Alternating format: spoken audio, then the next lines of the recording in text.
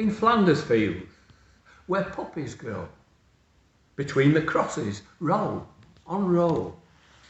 Flowers of England sleep below, in that corner of a Flanders Field which is forever England. Theirs was not to reason why, theirs was but to do or die. And they died for you and I, in that corner of a foreign field that is forever England.